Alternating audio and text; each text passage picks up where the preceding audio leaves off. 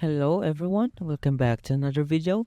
Today I'll show you how to enable testnet mode on Phantom Wallet step by step. So let's get started. So first off, you must have the Phantom Wallet application and you should just click your account here or the top left corner. So you should click that, and once you are in here, you should click the left corner settings button. Now once that's done, you should be in this interface and you should just scroll down, and once you are done scrolling down, you can see the developer settings and just click that.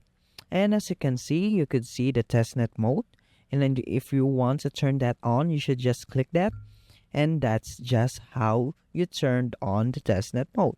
And as you can see, the Solana and Ethereum just revealed itself once the testnet mode has been turned on.